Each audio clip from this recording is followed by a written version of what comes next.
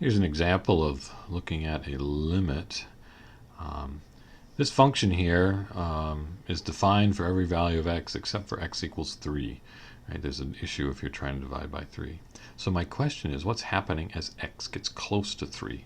I want to say, what's the limit as x goes to 3 of this function, x squared minus 9 over x minus 3?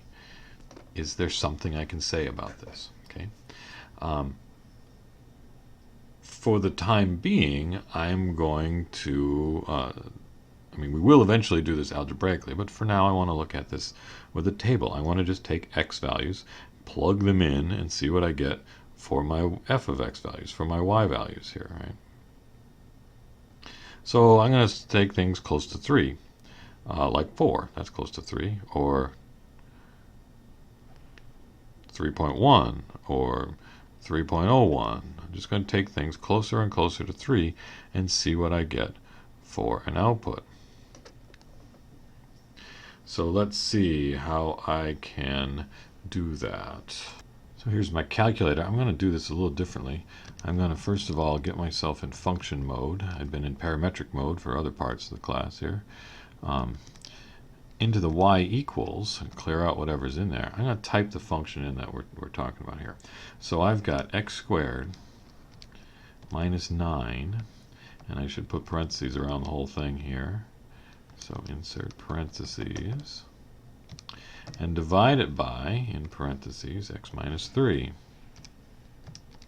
So there's my function. And I'm going to use the table to do this here. So I'm going to go to, first of all, to table set. I'm going to start my table. Well, it doesn't really matter, because what I want to do is I want to put the independent variable to ask. Okay. Now when I go to table, which is the second function of graph there, it doesn't automatically put in x's for me. I can put in whatever I want. So I'm going to put in x equals 4.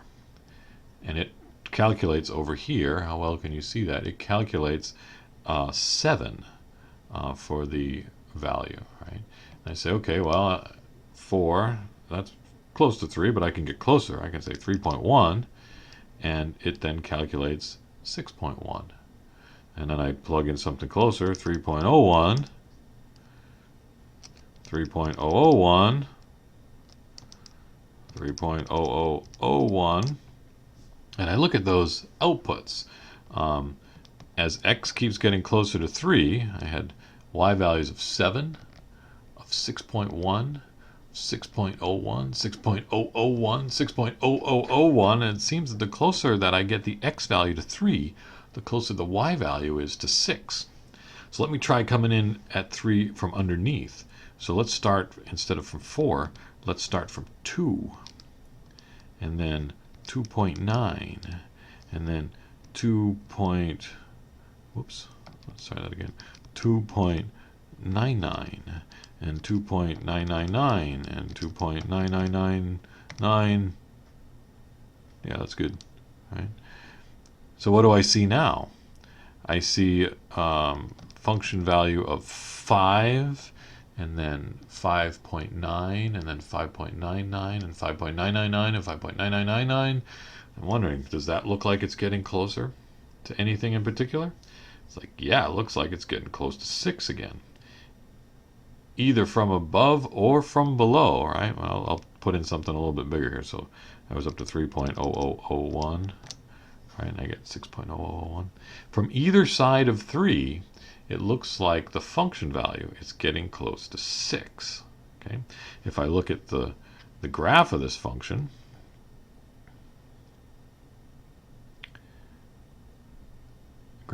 looks like a straight line. Yeah, actually, I think it is a straight line, but it's not quite a straight line. If I trace this, right? If I trace this and move my x's over, as x is getting close to 3, where is 3? There's 2.9. The y value is at 5.9. Just on the other side, it's up at 6.2. The y values seem to be very close to 6. As x gets close to 3, y gets close to 6. Now, there should be a hole in the graph. The problem with the calculator, it doesn't recognize that because there isn't one pixel that's on that point. But if I do a zoom decimal, then what it does is it puts 0 right in the middle, and then every pixel is worth 0.1. So there is a pixel that's exactly at 3. Now the function value is too high here, so let me change my window again. Let's put my y max up at 10 here. So it's not going to look quite right because it's going to be squashed a bit in the y direction. But still, when I look at that line, can you see it? There is a hole in the graph right there. That the function actually is not defined at that point. But when I'm taking a limit, it turns out I don't care what happens at the point. I only care what happens when I get close. So what I'm going to do is I'm going to pull this back over here.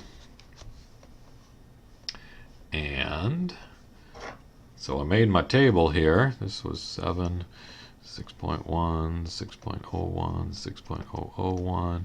It looks like it's getting close to 6, and I'm going to say that the limit as x goes to 3 of x squared minus 9 over x minus 3 is equal to 6. That's what the y values are doing.